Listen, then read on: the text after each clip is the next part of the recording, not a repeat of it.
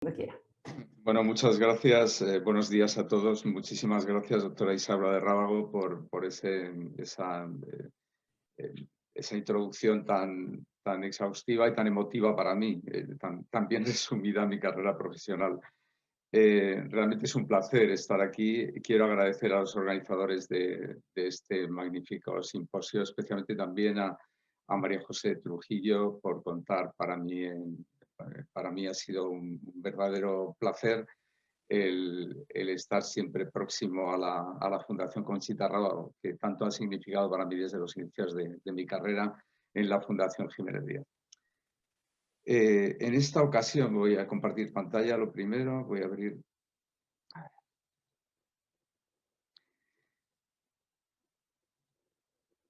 En esta ocasión les voy a invitar a un breve recorrido, necesariamente breve, durante la próxima media hora, sobre uno de los órganos que para mí me parece más peculiar y al mismo tiempo poco conocido, que es el formado por los huesos. La verdad es que los huesos, todo el mundo sabe que los huesos son parte del aparato locomotor. El aparato locomotor nos da estabilidad, nos protege los órganos internos, pero además nos mantiene el bipedismo. Esa facultad de andar erguidos realmente liberó nuestras manos y disparó nuestra creatividad. En este sentido, nuestra especie pensante le debe mucho a nuestros huesos, de hecho. Además, los huesos guardan nuestra memoria histórica y a nivel individual nuestra edad cronológica. De hecho, nuestro transcurrir vital atraviesa varias etapas, una de crecimiento, otra de madurez y otra de declive. Eso es lo que llamamos el envejecimiento. El envejecimiento no es ninguna patología, realmente es un deterioro progresivo de la producción multiorgánica que dificulta nuestra capacidad para preservar de manera adecuada la homeostasis. Eso nos crea una enorme fragilidad y una tendencia, proclividad a padecer enfermedades. Si observamos la evolución de nuestra masa ósea en este gráfico, es muy explícito el que hay un pico de masa ósea alrededor de la tercera década de la vida. Esto ocurre así en hombres y mujeres y especialmente hay un deterioro progresivo a partir del pico que se agudiza tras la depresión estrogénica en la mujer tras la menopausia.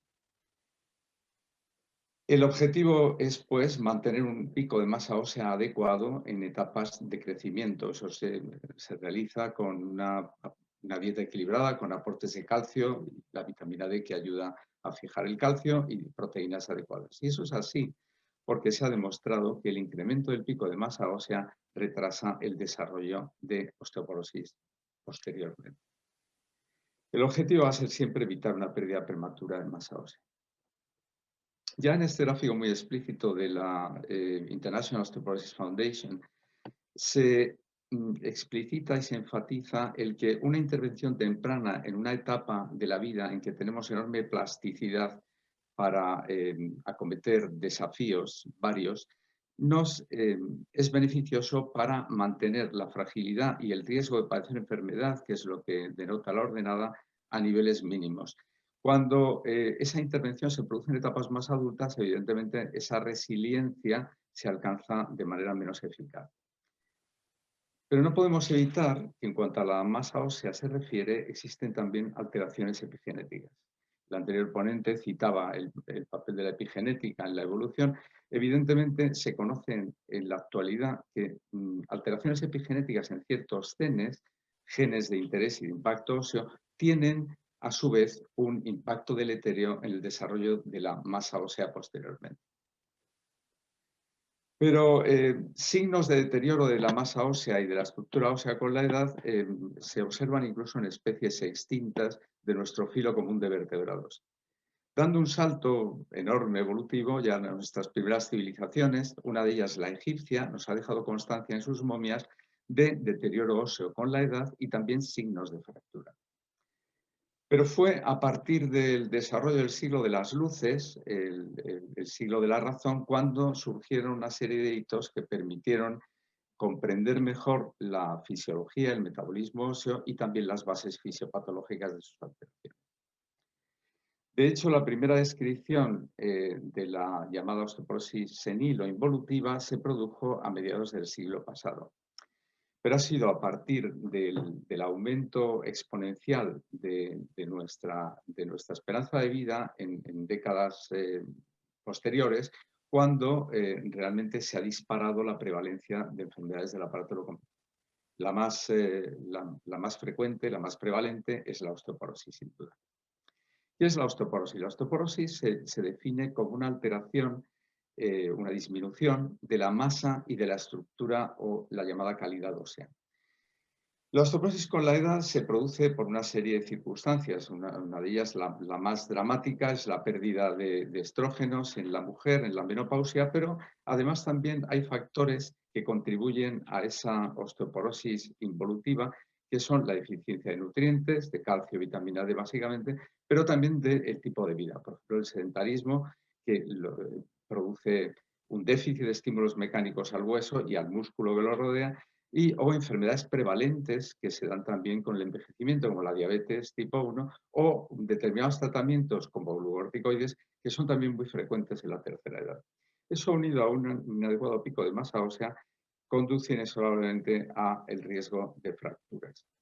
Tengo que comentar aquí que en la actualidad en la Unión Europea existe una estadística que es realmente dramática. 1 de cada 3 mujeres y 1 de cada 8 hombres de más de 50 años en estos momentos están afectados de osteoporosis. En la mayoría de las ocasiones con fracturas asociadas. Eso determina un coste de miles de millones de euros a los sistemas sanitarios. Y eso ha determinado el que la Organización Mundial de la Salud incluso declaró la década del 2000 o 2010 como la década del hueso y el cartílago, para llamar la atención sobre esta verdadera pandemia no infecciosa. La osteoporosis, la International Osteoporosis Foundation no deja de enfatizar la importancia de los nutrientes, básicamente mantener un aporte en la ingesta de calcio adecuada, generalmente asociada a vitamina D, que ayuda a transportarlo al intestino, a reabsorberlo y a llevarlo al hueso, porque de alguna manera el calcio es absolutamente necesario para mantener la salud ósea a lo largo de la vida. Pero para entender un poco mejor el desarrollo de la osteoporosis tenemos que considerar, no tenemos más remedio que considerar la estructura ósea. El hueso es un tejido conectivo que está basado en una matriz de colágeno, básicamente el 20%, y el 70% restante está compuesto por nanocristales de hidroxicarbonato de apatita. Las funciones del hueso son múltiples, aparte de mecánica y protectora, que citaba anteriormente, también funciones metabólicas como reservorio de iones, cationes fundamentalmente, pero también fosfato. Y existen 2 tipos básicos de estructura ósea. El hueso trabecular, que está tipificado en las vértebras y también en las epífisis de los huesos largos, que tiene una estructura de fibrillas y placas que se entrecruzan formando una estructura esponjosa. Como contrapartida existe el llamado hueso cortical, que forma la diáfisis de los huesos largos, y que la estructura de este tipo de hueso adopta una estructura concéntrica alrededor de pequeños poros por donde circulan capilares nutricios. Ese tipo de estructura, de geometría, de arquitectura, determina la distribución eficiente de las fuerzas de estrés en este tejido. Bien, la pérdida de masa ósea con la edad que citábamos al principio afecta tanto al hueso cortical como al trabecular, y tanto en mujeres como en hombres, sobre todo al hueso trabecular de la mujer tras la menopausia. Pero es que además el hueso, debido a sus particularidades metabólicas, responde a demandas mecánicas y necesidades, por ejemplo, de cationes. Cuando necesitamos calcio, los estímulos endocrinos al hueso lo movilizan de este tejido. Eso determina que hay un constante remodelado de acuerdo a dichas necesidades, tanto mecánicas como metabólicas. Ya la ley de Wolff, que se postuló a finales del siglo XIX, determinaba que incluso la anatomía y la mecánica óseas eran perfectamente adaptadas a los estrés mecánicos que soportaba el hueso. Aquí se tipifica muy bien en una epífisis de un hueso largo, como las líneas de fuerza están perfectamente adaptadas a la geometría. Pues bien, ese remodelado óseo tiene lugar en unidades discretas de la superficie ósea, repartidas en toda la superficie, que se llaman unidades de remodelado.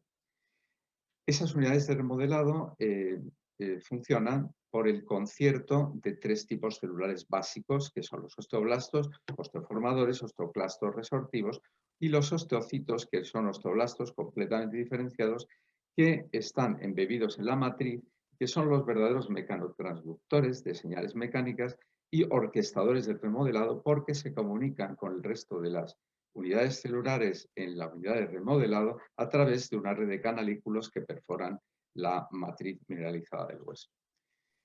El ciclo de remodelado se inicia por la actividad de los osteoclastos que reciben señales de los osteocitos y comienzan a crear una laguna de resorción en la superficie mineralizada y a liberalizar calcio y factores que provocan inmediatamente la apoptosis de esos osteoclastos.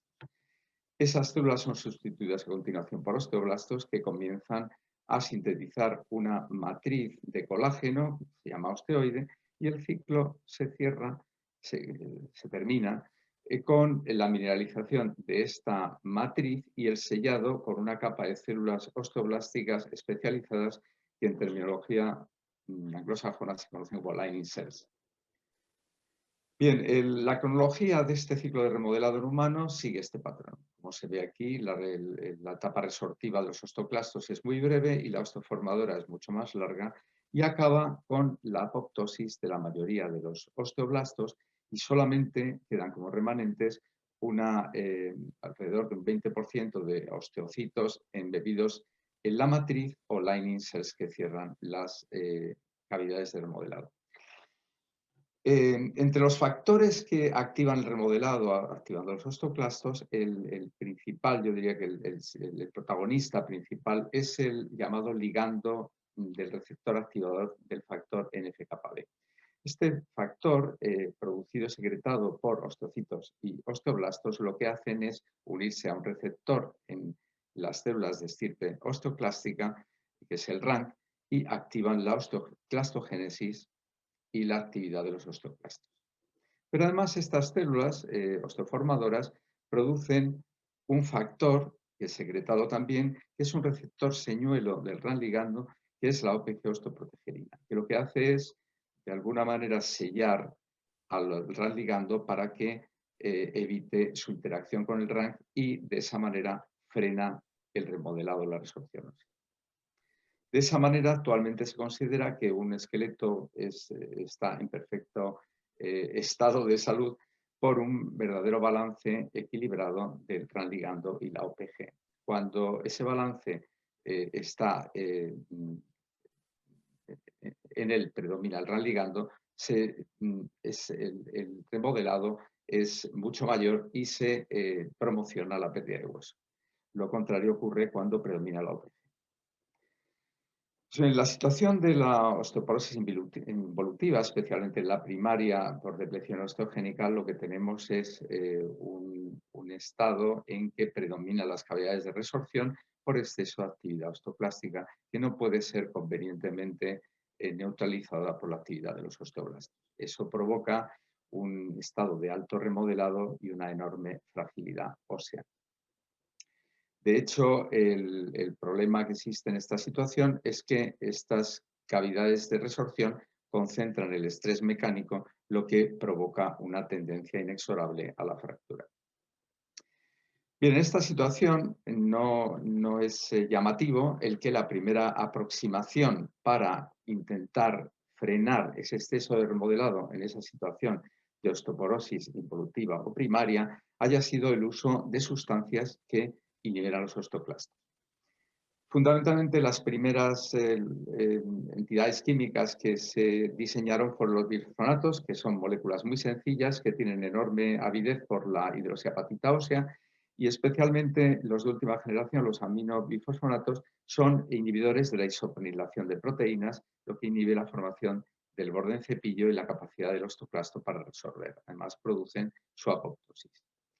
Pero además hoy es bien sabido que el factor que citaba anteriormente es un verdadero protagonista del remodelado óseo, el RAN ligando, y está implicado en una serie de tipos de osteoporosis que va desde la posmenopáusica, la involutiva, la asociada a glucocorticoides, etc. Eso ha determinado que en la actualidad se ha diseñado un anticuerpo monoclonal humanizado, que es el denosumab, contra este factor, el RAN ligando, y que se ha demostrado que ejerce una potente acción antiresortiva ósea y se está utilizando ahora con profusión en la clínica.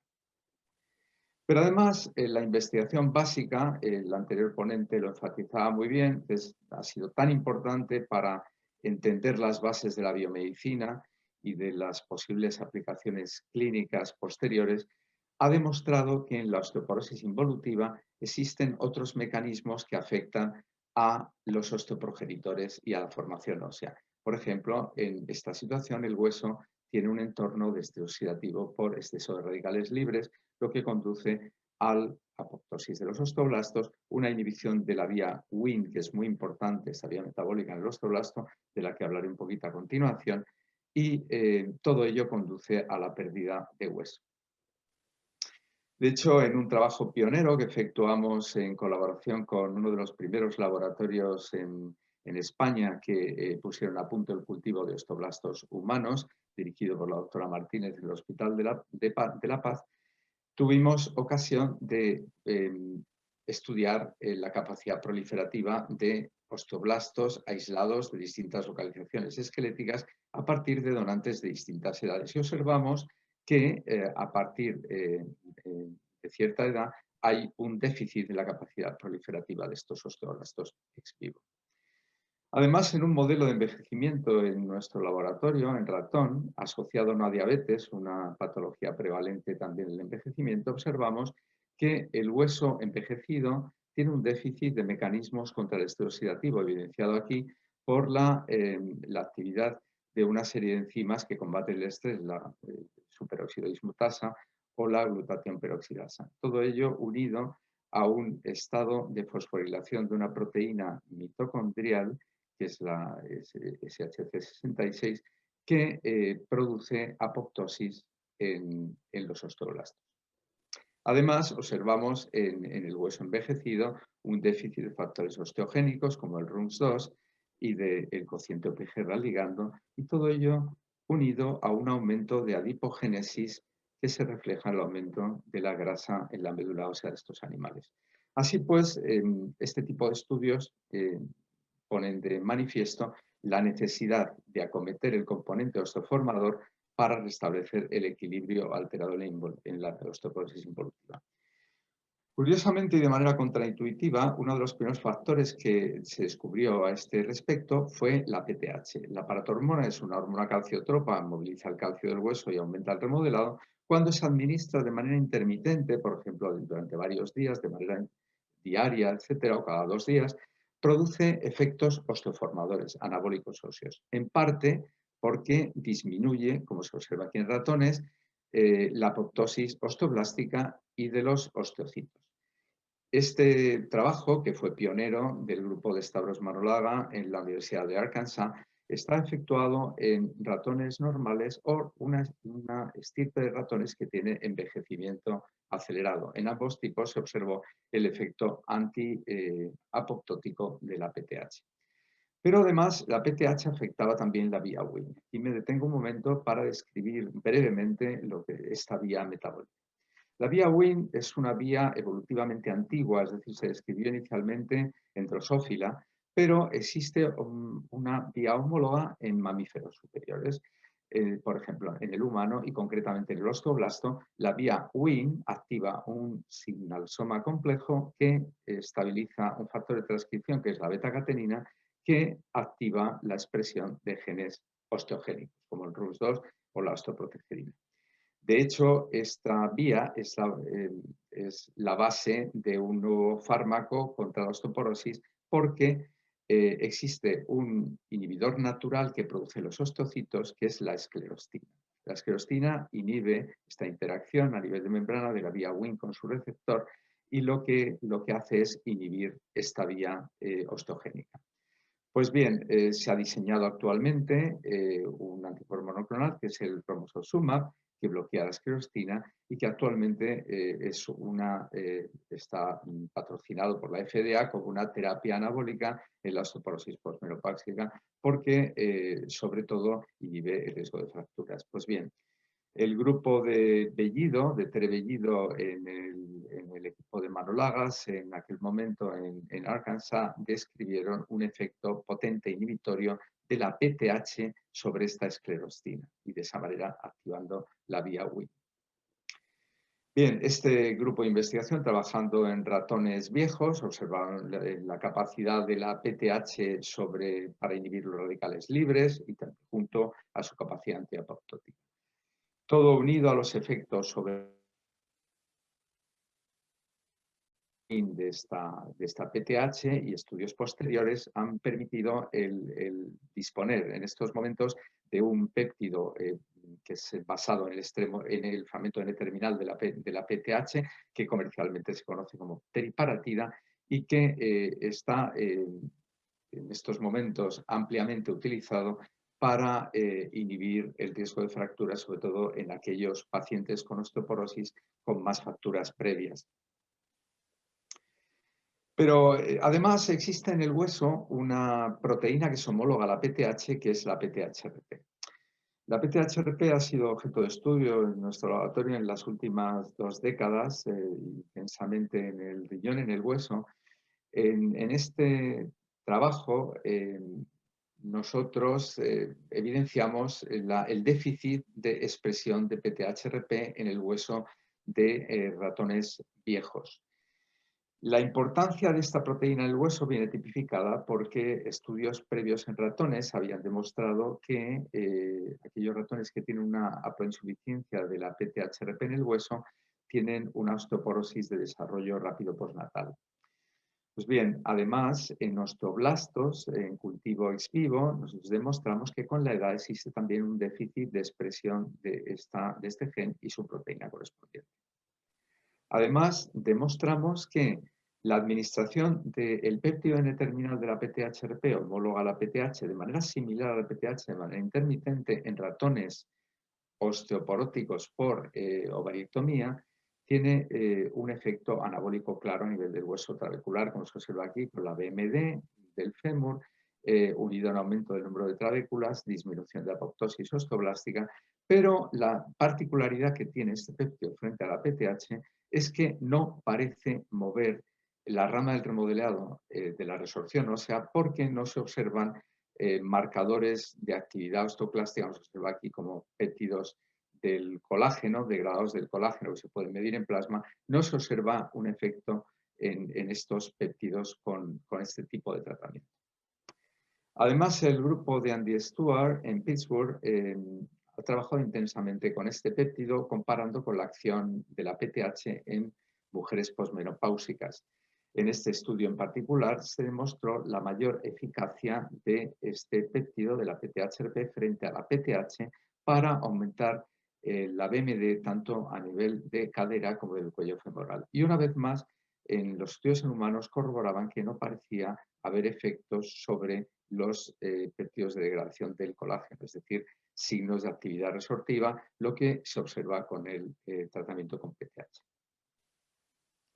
Actualmente se ha diseñado un nuevo péptido modificado de la PTHRP basado en su extremo N-terminal, pero que la sustitución de ciertos aminoácidos parecen hacerlo más activo frente a la PTH para restablecer el equilibrio osteoformador en la osteoporosis. En este estudio, es un fase 2, se observaba, utilizando distintas dosis de avaloparatida, frente a la teriparatida o la PTH, se observaba la mayor eficacia de esta avaloparatida, especialmente a dosis más altas estudiadas, para aumentar la masa ósea a nivel del hueso de la cadera o del cuello femoral. Además, un estudio en fase 3 posterior, más largo, a 18 meses, con ambos tipos de péptido, la teriparatida o la avaloparatida, se observó un tipo de eficacia similar para inhibir la incidencia de fracturas a nivel vertebral con ambos tipos de péptido, pero sin embargo, una vez más, la abaloparatida era más eficaz que la PTH para incidir sobre la incidencia de fracturas no vertebrales. Actualmente se atribuye esta diferencia de acción entre la PTH y los péptidos de la PTHRP en terminales por la interacción respectiva con distintas conformaciones del mismo receptor, el llamado receptor de PTH tipo 1 en la membrana de los osteoblastos, de tal manera que la PTH es capaz de seguir señalizando una vez internalizado en endosomas a través de AMP cíclico, y esa señal mantenida de AMP cíclico frente a la que producen los péptidos de la PTHRP parece que estimula el RAN ligando, entre otros mecanismos que conducen a un aumento sostenido de la resorción ósea. Pues bien, voy terminando. Actualmente se conoce una serie de osteoformadores basados en péptidos de la familia PTH y PTHRP que tienen algunos en desarrollo, que tienen la particularidad de ejercer un efecto básicamente anabólico en el hueso. La PTH también tiene un componente resortivo, pero minoritario frente al osteoanabólico. Para terminar, quiero enfatizar en este pequeño corolario la importancia de que la investigación translacional, no solo la clínica, ha puesto de manifiesto el que la edad y diversas condiciones intrínsecas, como el déficit estrogénico, situaciones de comorbilidades como la diabetes, son realmente determinantes de la masa ósea. Además, los estudios epidemiológicos han identificado la importancia del patrón de vida, los factores nutricionales, básicamente los aportes de calcio, de vitamina D, una dieta adecuada de proteínas para prevenir la osteoporosis involutiva. Finalmente, el abordaje farmacológico de este tipo de osteoporosis debe incluir siempre no solo inhibidores de la resorción ósea, sino yo diría que de manera más predominante factores anabólicos, osteoformadores, para disminuir el riesgo de fracturas. Aquí algunos de los que yo he citado a lo largo de mi charla son realmente ejemplos de desarrollo a partir de la investigación básica. Y finalmente no puedo terminar sin agradecer a alguna de las agencias públicas que nos financiaron las investigaciones, algunas de las que yo he citado aquí y otras a lo largo de los últimos años. Y por supuesto citar alguna de las colaboraciones de miembros de mi laboratorio y colaboraciones externas con otros laboratorios nacionales e internacionales que han sido los verdaderos protagonistas en los datos que yo he citado en esta breve charla. Una vez más, muchísimas gracias por esta oportunidad de estar aquí con ustedes esta mañana. Muchas gracias.